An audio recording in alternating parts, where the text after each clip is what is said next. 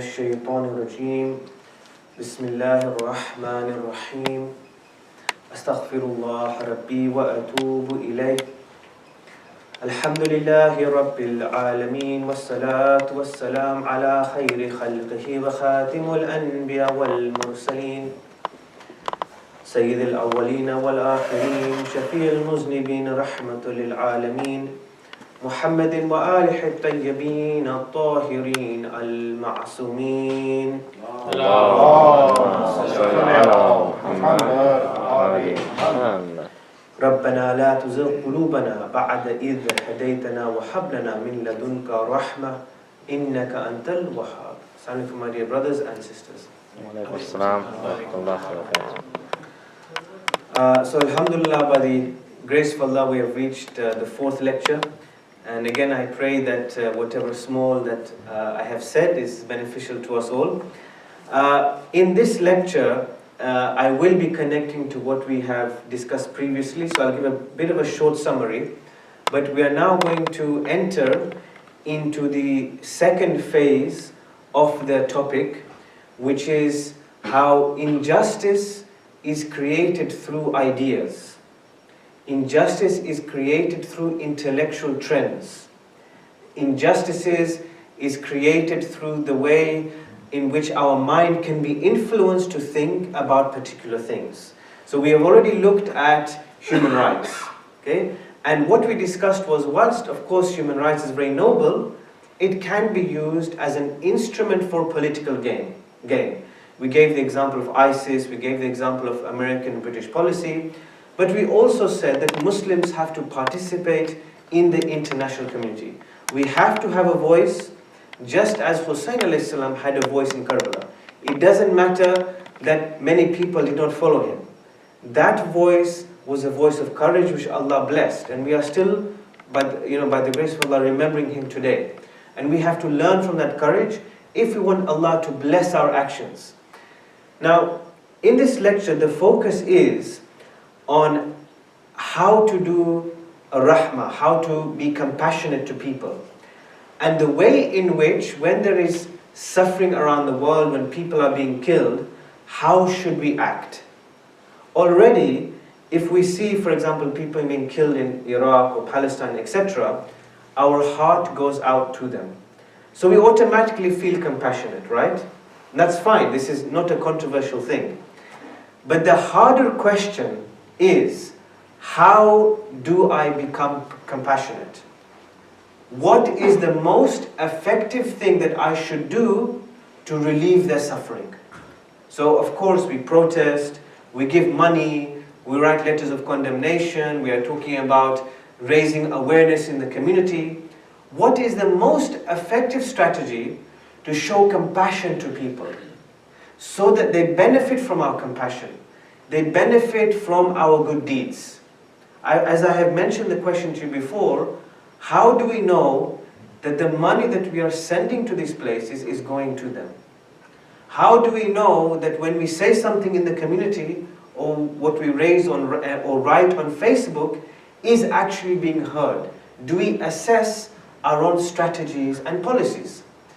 Now, the reason I'm laying this out for you is because we all know that Islam is a religion of compassion, despite what is there in the media. Allah Himself is Rahman Rahim. Okay? In the Quran, Allah constantly says, Inna Allah Ghafurur Rahim. The Prophet Muhammad sallallahu alayhi wa is known as Rahmatul lil Alameen. Running through the veins of Islam is compassion and mercy.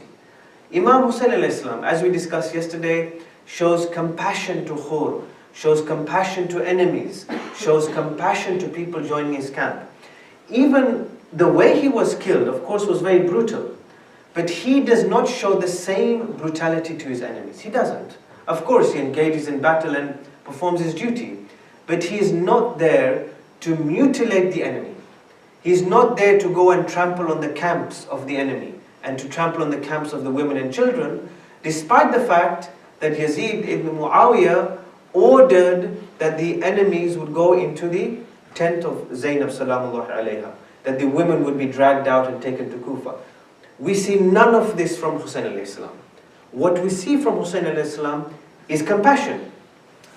Now, if we want to think about compassion, there are many ways to think about it. You can go into the philosophy of what is rahmah, what does it mean, how does it affect the soul. It's a very big topic. I only want to deal with one lens of compassion, and that is, how do we show compassion in a leadership position? That's my question today. How do we show compassion when we have the position of leadership or authority?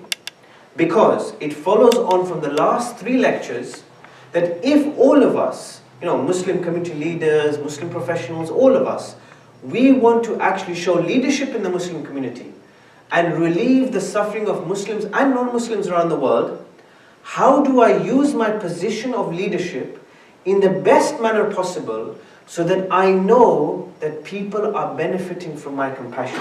So please keep this question in your mind. I'm dealing with compassion from a specific perspective. I want to begin with a hadith from Imam Zainul Abidin alayhi salam. Allahumma salli ala Muhammad wa ali Muhammad. Now this is in Risalatul Hukuk. It's in the early part of Risalatul Hukuk, so you can refer to it even after the lecture. He says something very beautiful about how a leader should act.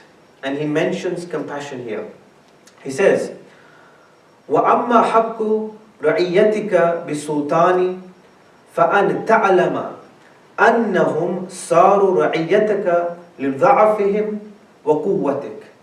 He says, as for the right of your subjects through authority, is that you should know that they have become your subjects because of their weakness and your strength.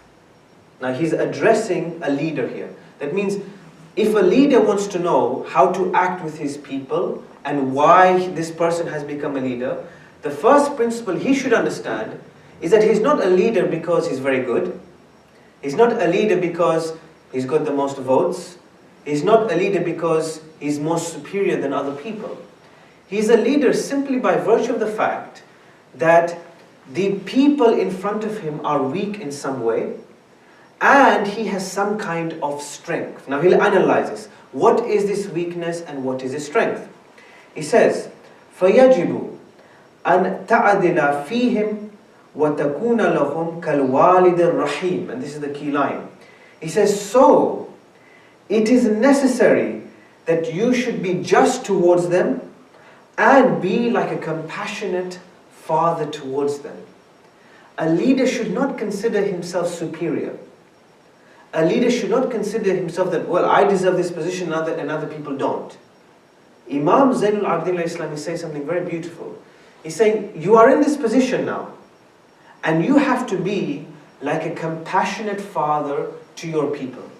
Treat people like your children. Even though, okay, I'm giving you a majalis here, right? It is a kind of position of leadership. I'm imparting some small knowledge of mine. I have to treat you like I would treat my own children. If you fall, if you make a mistake, whatever it is, I have to forgive you and look upon you with love and mercy. And then he says, وَتَغْفِرَ لَهُمْ جَهْلَهُمْ وَلَا تُعَاجِلَهُمْ بِالْأُقُوبَةِ وَتَشْكُرَ اللَّهَ عَزَّ وَجَلَّ عَلَى مَا أَتَاكَ مِنَ الْقُوَّةِ عَلَيْهِمْ. Which is exactly what I just said. You should forgive them their ignorance and do not be quick to punish them. And you should thank God, the mighty and exalted, for the power over them which He gave you. Again, this is the key line. For the power over them which He gave you. It's very easy for a leader, any leader, religious, non-religious, to think, as I said earlier on, we deserve this. I'm a leader, I deserve this. I'm superior. I have got the power. I have got the votes. No. Allah has given power to that person. That person hasn't just got power by himself. Allah has given that power. And as Imam al-Islam says in the letter to Malik al-Ashtar, that power is a test to that leader. He might fail, he might succeed. Even, for example, people that are not leaders, this is also a blessing. If you're in a leadership position, it's a lot of pressure. lot of responsibility. You have to be very careful of your actions. You can't be a hypocrite. As Imam Zainul Abidin Islam says, you have to be just, you have to be compassionate. Now if you're a person coming to this mosque or whatever it is, you don't have to worry about the running or maintenance of the mosque or the way everything is organized. And you don't have to worry about being compassionate either. You come and you listen to the lecture. For example, myself, the same thing. All of us, for example, here you might not be a leader and I might not be a leader. Maybe in our workplaces we might be leaders. Maybe in our homes we might be leaders. A father and a mother are leaders to their children, are leaders in their homes. So we all understand, at least to a degree, that if we have a position of leadership, it's a lot of responsibility. The reason why I began with this hadith is for a few reasons. One is, whenever we talk about Karbala, again, you might disagree with me and you can correct me, but I do not hear a lot of information and a lot of analysis about the fourth Imam's contribution after Karbala. What did our fourth Imam contribute to society after Karbala? How did he lead his society? What legacy did he leave us that we can learn from today? I know we talk about the martyrdom of Hussein alayhi salam, the courage of Hussein alayhi salam, definitely. But when you look at Risalatul Hukuk, As-Sahifa Sajjadiyya, these are beautiful works that we should read and teach our children, because they have a vision in them, a vision for society. Now I've just given you a very small portion of Risalatul Hukuk, very small. There are, I don't know, over 50 rights, for example, in Risalatul Hukuk. In this right, which is kind of, if you like, the duty of a leader, I should say, the duty of a leader to his people, you can already see that although the fourth Imam witnessed his father being killed, he saw the women being enslaved, he has the mental courage. So this is a different type of courage now. He has the mental courage to come up with a vision of how society should be. He has seen the effects of Yazid ibn Muawiyah's policies. Again, we said yesterday, you look at policies of leaders today around the world, and in a number of respects, they are fundamentally unjust. Now, as I said, we can either say we are helpless as Muslims and we can't respond, or we can have the mental and spiritual courage of the fourth Imam to carve out a vision for society. Risalatul Hukuk, if you like, is the second rights charter after Sahifatul Medina, after, if you like, the Medina Charter, the Charter of Medina, which the Prophet, peace upon him, constructed along with other people. So the Risalatul Hukuk occupies a very important place in history, because it was, if you like, expressed in the 7th century. Now it really hasn't been used.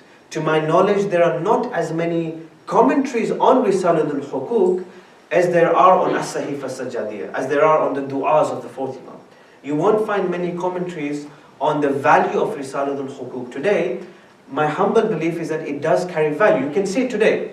Imagine if this duty was explained to all Muslim community leaders. Imagine if we were trained in this type of duty, trained in how to become a leader like this. Just this simple concept. He says, Kal Walid Rahim, an affectionate or compassionate father. I mean, you know, in your life, just think, how many leaders do you know who are like compassionate fathers? I may only know probably one or two, I think. One or two in my short life who I can say that this person is like a compassionate father. Because when I have come to him with a problem, he has not judged me, he has not discarded me, and he has treated people the same way. It's very difficult to have that sense of justice and balance. And that is why when Ali ibn Abi Talib was martyred in Mashr al-Kufa, the people said, who is going to look after our orphans and widows? I'm sure you remember this in the Maktab. Because when he was martyred and people then found out that, you know, the Imam is now dying, they started to cry and they started to say, where is our father gone? Where is this compassionate father of ours? Who is going to look after our orphans and widows? Imagine the place Imam Ali occupied in society. You know, we remember him for many, many things. He was a courageous warrior. he had great balagha, he was an intellectual man, he was a just man, etc. But this very sweet personality of Imam alayhi salam perhaps needs to be brought out more. He was a sweet, compassionate, loving person. And this goes directly after the Prophet. This is how exactly the Prophet's personality was. This is exactly how Imam Hussain alayhi salam was.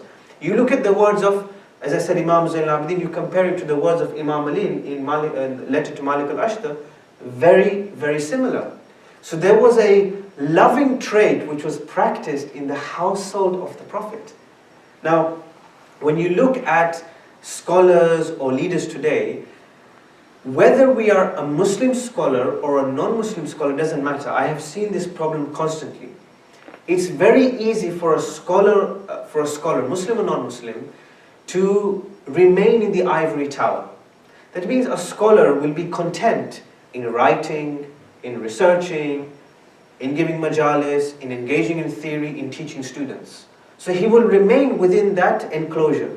He will remain within that system or within that classroom. How many scholars do you know that are there actively setting up charitable projects, going to the street, giving food like Imam Ali did, showing that sense of compassion, being with the community, not being aloof, dressing the same? How many people do you know who are like that? Very few. Because sometimes what has happened is that we have made a disconnect or created a separation between the scholar and the community. If I am to be very honest, and I've said this in majalis before, I'd rather not wear these clothes, if I'm very frank with you. I'd rather not, okay? Because it creates separation. The Prophet never did that, nor did Imam Ali. This is a cultural thing, okay? The way a scholar interacts with his community is very crucial. The way he sits with his community is very crucial. What he does in his spare time is crucial. The more that he is connected to the public and lives with the public, he will understand people's problems. Okay? Now, I respect all scholars, and mashallah, they've done a wonderful contribution. But as I have said in the last 3 lectures, we still have problems, don't we? We don't have media institutions. Shia and Sunni still don't get on. People are still suffering. Money that you and I send to Iraq or other places gets lost in corruption. And these are factual reports. I'm not just making it up. You just look on the internet and you'll find lots of reports about this, right? And you'll see eyewitness reports and people from Iraq or Palestine telling you these things. So clearly there's something going wrong. There's a disconnect between what a scholar and maybe a leader does and what is happening on the ground. Whereas when we remember and recount stories of Imam Ali alayhi salam, as I've said before, when he says, look, I'm not going to take a cent from the public treasury, and I'm not going to even wear something more luxurious than somebody else in the gathering, this gives us pause for reflection. It shows ultimately that he was very concerned about people's well-being. Salawat.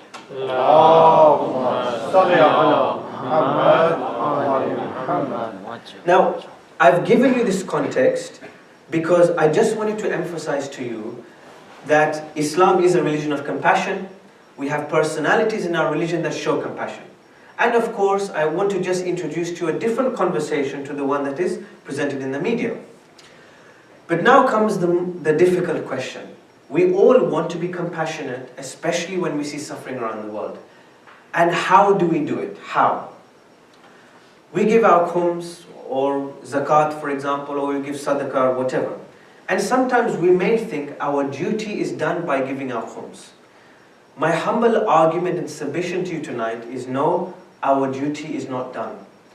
The reason I'm informing you of this is because I began with the point of intellectual injustice, which means that whether we realize it or not, our way of giving charity, our way of showing compassion, our way of being humanitarian requires a strategy, requires a framework. It's not enough to give money or raise a voice of protest and think that our duty is done. Why? Already I've given you some examples of money going into corruption, but it is bigger than that. There is a concept in international law called humanitarianism, all right? Humanitarianism. Now, in order for us to answer the question, to see whether all of the strategies we are employing in the Muslim community, whether they are effective, right? People writing on Facebook, people giving money. As I've posed you this question, how do we know that all of this is effective? We first of all have to understand this concept of humanitarianism. There is a good thing about humanitarianism, and as the lecture title goes, there is also a strategy of injustice in humanitarianism. What is humanitarianism? Humanitarianism simply means that when there is suffering in the world, we immediately, as all human beings, have to give our time, our money, our voluntarism in order to remove that suffering, whether through hospitals, whether through aid, whatever it is. And this humanitarianism usually occurs at wartime. When there is war or invasion, what is usually emphasized is, right, do not kill women and children. Do not bomb hospitals. Keep certain streets safe so that we can supply aid, from the plane or the lorry or the van, and that aid can go to the village. That is why people are very outraged. Recently, when Israel was bombing Palestine, they bombed areas which were humanitarian zones. That's why people were outraged and they lost a lot of support, and rightly so. So there is this understanding that when we want to be when we want to be humanitarian, everything else has to be set aside. All the politics, all the wars has to be set aside. There are two types of humanitarianism. One is called military humanitarianism, and the other one, if you want to say, is called normal humanitarianism. Military humanitarianism is when a war goes on, we keep certain zones war-free. That I hope you understand, right? You do not invade or bomb the hospital or the school. Normal humanitarianism is simply that in UK, for example, we have Oxfam and Red Cross and Save the Children. These are very famous charities.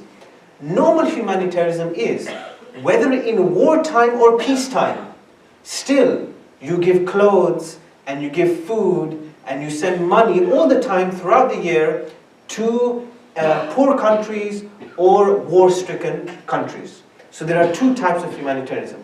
Now you might think, what's the controversy in this? This is nice. If there's a war going on, you designate a no-war zone. If we are living in America or Britain and I go on the street, I want to give money into that tin or into my local charity, I'm doing something good. So what's the problem? The problem is, after the Cold War, that means after kind of 60s, 70s, 80s you may say, after the Cold War, this distinction became blurred. Now this becomes a very important lesson for us, which to my knowledge the Muslim community is not aware of. This distinction became blurred. When I give money to Red Cross or Oxfam, or when I'm sending money into the countries where there is war, it is not clear now whether my money is going to support the war effort and the military, or whether it's going to the poor village. This is the crux thing, all right? So when I said that there is an intellectual injustice, it's a subtle injustice. The term humanitarianism has now turned more into military humanitarianism, which is to do with how the military and government policy directs our charity, directs our compassion, directs and controls our goodwill. Before it wasn't like that. There was a very clear distinction. Now, it is more about the military and government policy directing where our compassion or money or voluntary efforts goes. And I want to give you evidence for this. Salawat.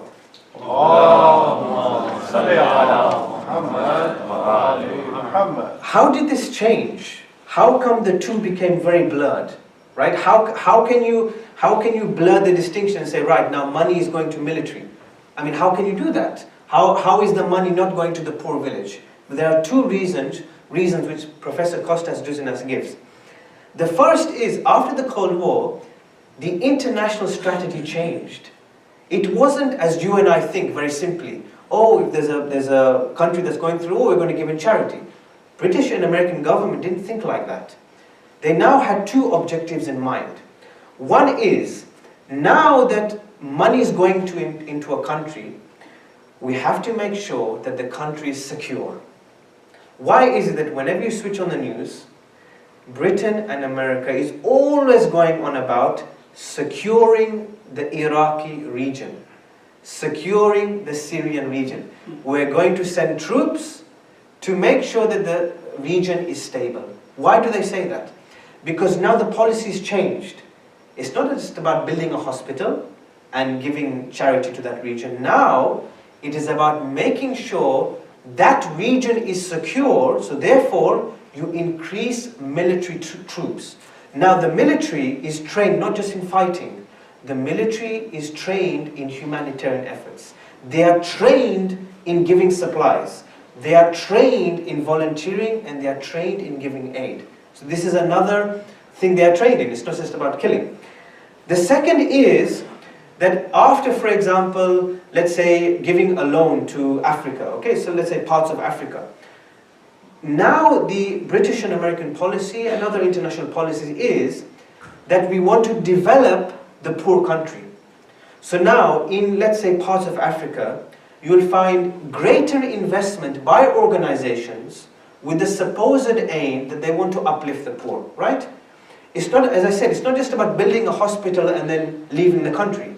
Now it's about investing in that country so that the poor are uplifted. However, the problem is, if you've ever visited parts of Africa or other poor countries, what you will find is that the money doesn't necessarily go back into the economy. Poor people remain poor and the rich get richer. A Chinese person or an American person may go into parts of Africa and build a nice organization or business.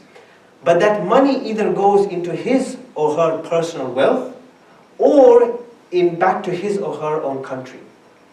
So look at what is happening. There are two important things. One is giving in charity or being humanitarian has turned into something which is about increasing security, and it has also turned into investment. So now if you build a hospital or a school, maybe it's also to do with business and corporate interests. Maybe that hospital and school will not be run in a humanitarian way. It will be run in a business or a corporate way whereby the rich actually benefit and the poor lose out. How does this affect us? I've given you this information. How does this affect us as Muslims? And I think it affects us quite badly. Number one, if this distinction is blurred, how do we know, as I've posed you the point before, how do we know that our money is not going into train the military or going into big business? Now this point I've made, I don't want to repeat it. So the first thing is, where is our money going? The second thing is, when you say, let's say Britain or America says, we want to develop this poor country or increase the security of a country, if you make a strategic choice of who to help, then how do you make that choice? So today, Bahrain is ignored. And I've got reports, I had it in my previous lecture. Many Shias in villages in Bahrain are complaining that they are constantly intimidated and assaulted. But I receive an email in my inbox every single day, and I'm sure you do, where there is always a complaint by Human Rights Watch or Amnesty International, where they are urging the international community to investigate Bahrain and try to put pressure on the Bahraini government to actually make sure they give rights to Shias or generally equal rights. But the international community remains silent. So when you make a strategic choice, you are emphasizing one country over the other. And here is one thing which I've always thought about the last 3-4 months. In the media, Iraq has been emphasized, Syria has been emphasized, and Palestine has been emphasized. Why not parts of Africa, or maybe Pakistan, or other parts in the world? Why not? How do you distinguish which country is more in need? If you look at YouTube videos or if you visited poor places, you see children struggling on the ground finding food. You see children without water. You see children that cannot go to school because they cannot feed themselves. how do you distinguish which right is better, or where to give the money, or which country is in more need than the other? When the media emphasizes a certain country that is in need, remember that it is there to nurture our mind, to think that this country is more in need than the other. How do we know? How do we know? Middle East is always emphasized. Fine, I understand that. But it doesn't mean we ignore other countries. And so what happens, and this is very laughable, you might laugh at this. America bombs Iraq, okay? The media says, oh no, people are dying. Number 3, we all jump up and down, and then we give money. So you can do the maths. So they bomb, and then we clean up the mess by giving in charity, and most likely the money doesn't go. So it's pocketed by corporate organizations or middlemen. So we are the people that get worried and clean up, but ultimately the people who set the policy and create the economic damage are major governments. Look how subtle, well, I don't think it's very subtle, but look how subtle it is. But the Muslim community, as of yet, according to my knowledge, has not been able to respond more effectively. We immediately react emotionally, we don't have a strategy, and as a result, we may be not making the right strategic choice with our money or our time. The other very dangerous thing is, whatever is emphasized in politics and media only shows one face of compassion, one face of humanitarianism. When you look, if you read Risalatul Hukuk, and you look at the rights, all right? If you look at the way the fourth Imam describes compassion and describes rights, he does it without qualification. In Risalatul Hukuk, he doesn't mention religion, he doesn't mention race, he doesn't mention color. He says, this is the right of your neighbor, you owe that duty to him. Or this is the right of your business partner. This is the right of the traveler. This is the right of your sitting companion. This is the right of your teacher. He doesn't say Muslim teacher or non-Muslim teacher. The fourth Imam's heart and compassion is very universal, just as his father's heart was. However, when you talk about humanitarianism today, what is actually happening is, we are only told about certain projects that we should care about. What about prisoners in Guantanamo Bay, Cuba? They're constantly being tortured. They don't have a voice, for example. What about anti-terror legislation, when our rights and civil liberties get infringed? None of us think, right, this is something that we have to care about. So when we talk about which project is more important, again, the biggest problem is, how do we know which rights are more important than others? So,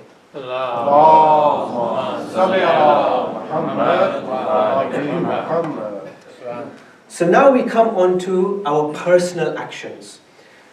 How do you and I act as individuals? So now I'm trying to take you to the process. I know it's slightly technical, but I'm trying to take you through the process of what's happening at the intellectual level, international level, then how that intellectual strategy is created, then how that intellectual strategy affects the Muslim community, and now once that strategy of humanitarianism is there and is influencing us, how does that affect our personal actions? And when I mean personal actions, that means when we are sitting at home and we're switching on the TV, or we are opening our inbox, or somebody gives a speech here raising some awareness, and we feel something in our heart, how do you and I act? And I'm submitting to you, there are 3 things that we do which I think are very ineffective.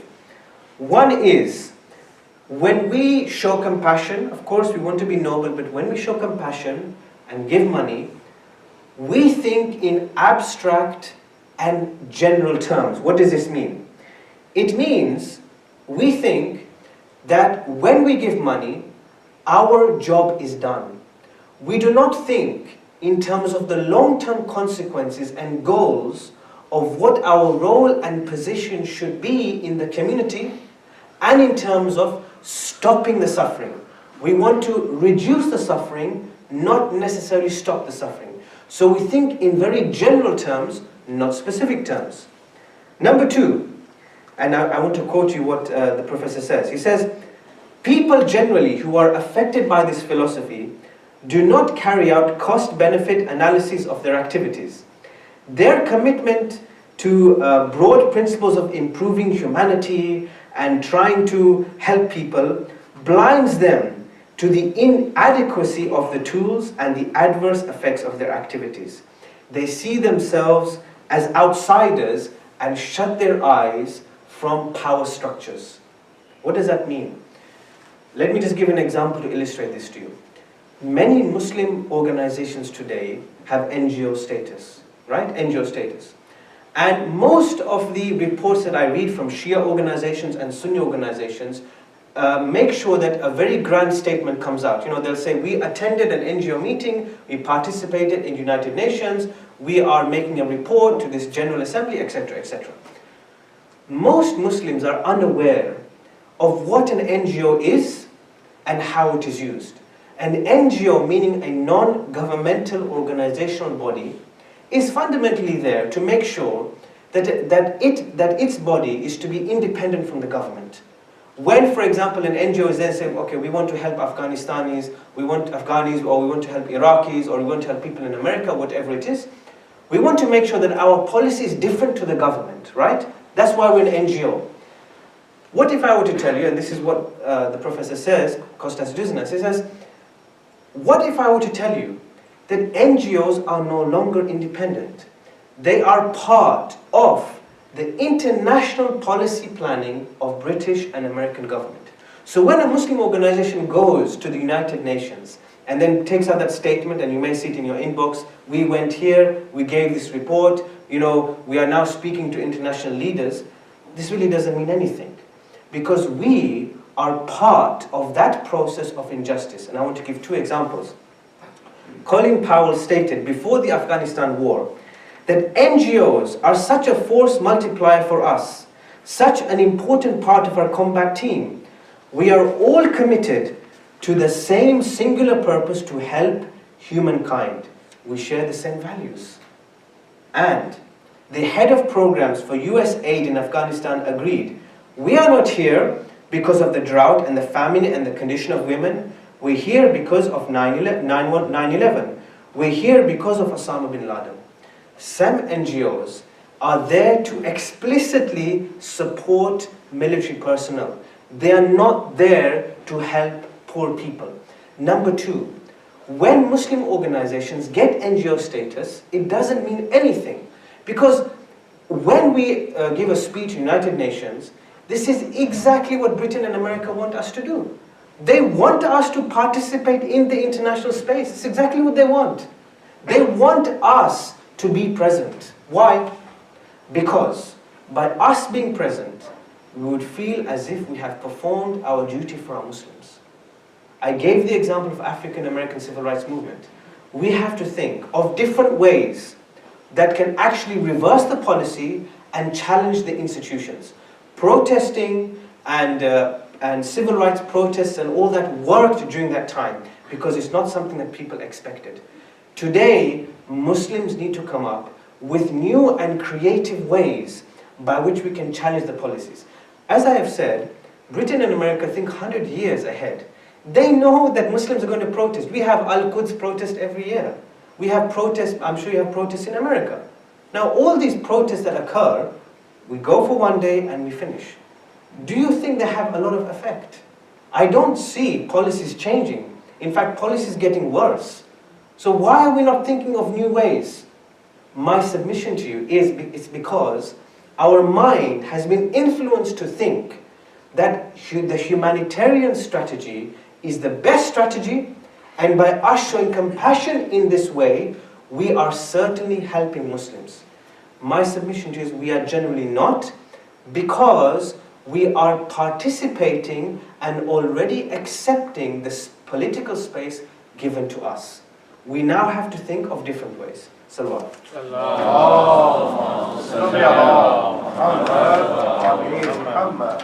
So what I want to just explain to you is that what we are losing is the battle of ideas.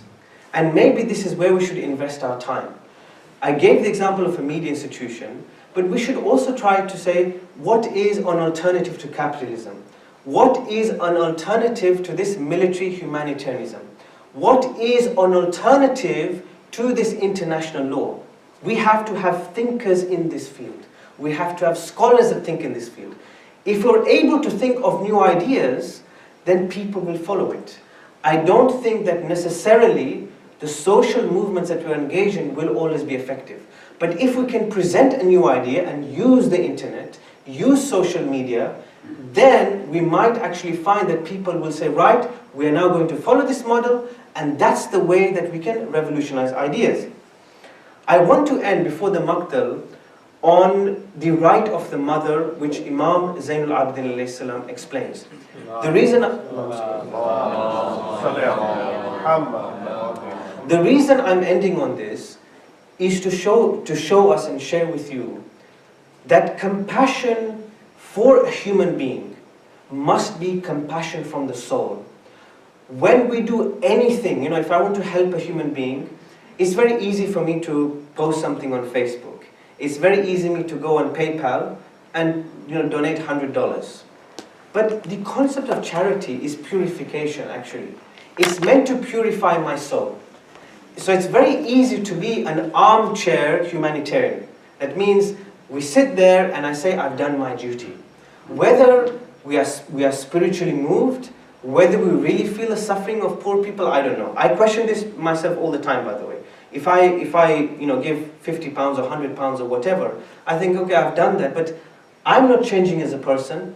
I'm still living luxuriously. Maybe I can lead a simpler life. Maybe I can feel something for them. And when that feeling doesn't come, a feeling of sadness comes, because I feel as if I am so far away and disconnected from poor people that I'm not carrying out the activities that Imam Ali did. I'm far away from the Sunnah of Imam Ali Islam. Maybe one activity of compassion that we should be doing is something practical every week. Maybe we should be visiting a homeless shelter. Maybe we should be going in, to a homeless person and try to help that person. I don't know, something that makes us feel very grounded. Because once we feel very grounded, we're able to feel that compassion in order to revolutionize the intellectual strategies. But if we just remain very aloof, then we don't have that feeling. Now, Imam Zainul Abidin alayhi salam beautifully illustrates this when it comes to the mother. And if you have read this right, you know that he really elevates the mother. So my mother or all mothers here, they deserve the most blessings, and certainly Jannah is under their feet. And look at what the fourth Imam says. He says, the right of your mother is that you know that she carried you when no one carries anyone. She gave to you of the fruit of her heart, that which no one gives to anyone. And she protected you with all of her organs. She did not care if she went hungry as long as you ate. If she was thirsty, as long as you drank. If she was naked, as long as you were clothed. If she was in the sun, as long as you were in the shade.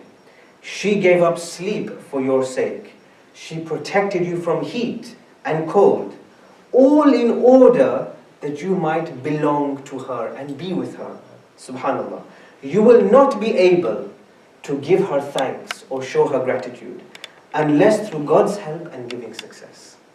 Look at the depth of compassion here. Now I'm just giving you about the mother, because if we want to understand compassion, we understand compassion from our mothers. And if a child doesn't have a mother, if that mother is killed or bombed, imagine the suffering that the child undergoes. Compassion comes from the mother because she's giving her soul away. She's giving her whole body away, her breaths, her life, her time for her children. If we want to feel compassion, this is exactly what we have to do. Compassion has to be revived in the Muslim community. It is not compassion from afar, from posting on Facebook and Twitter or anything like that. I understand that, of course, we have to use these things, but there must be something deeper to compassion. The strategy, as I've explained to you at the moment, is to reduce the feeling of compassion in us. Is for us to be armchair humanitarians. is for us to be armchair charity people. That's the philosophy of compassion. That's why media says, give money. And I understand that's a noble activity. But real compassion is being with people and giving away our time and simply trying to create a social movement that can actually change the policies. I gave the example, I think a few days ago, of Imam Hussain al-Islam when he was redistributing the wealth, or Imam al-Islam is an example, or the Prophet in looking after orphans. You know, if the Prophet could have wanted, he could have just used the money of Lady Khadija salamullahi alayha and just been a prophet from afar and said, you know, I'm just distributing some money. But he didn't do that. He elevated orphans. He freed slaves. He was with the people. Why is it that when you look at both of their lives, they did not lead commercial lives as such? Lady Khadija, peace be upon her, died with what? She died with just on a simple rug. This is how she died. I mean, she didn't have much there at all. She was a simple lady, but yet very wealthy. Both of them had this concept of being compassionate. The Umayyads were known for commercialism. Makkah was a place of commercialism. As you know, people used to come and trade, and they wanted to make sure that Makkah remained popular so that money was pouring in. But was that money going to orphans and widows? It was not. So Prophet and his wife did something very different. They actually did the exact opposite. They channeled their money through means by which people could be uplifted. And that's something we have to do. As I have said, that military humanitarianism blurs this distinction now, and that creates a problem for the Muslim community. Just as the Prophet and Lady Khadija did, we have to come up with strategies, be one with the people, be practical, feel what the people are feeling. Then we will understand which projects are more important and which projects are less important. I don't think, if you agree with me, you may disagree with me, I don't think we have come up with that strategic choice yet, especially with Middle East, or even weighing up what's happening in Africa or other places. I don't think we've caught on to this fact. And we need to come up with those think tanks and institutions which can help us make that choice. We should not be guided by what media says. We should not be guided by policies. And we should not be guided just because a scholar says something. You know, okay, I am giving you this, but I'm not an expert, in business. I'm not an expert in charity. I'm giving you some perspective from law. Okay, this is my interest. So whatever small I can give you, fine, and I will do my best to act on it. But we have to employ people and try to gather people who are expert in these kind of areas. And I don't think we've developed that expertise yet. So if we are to learn anything from the Ahlul Bayt alayhim salam, is first they had a feeling of compassion in their heart, as the fourth Imam explains. And the second is, they were able to carry it out practically and intelligently. Salawat.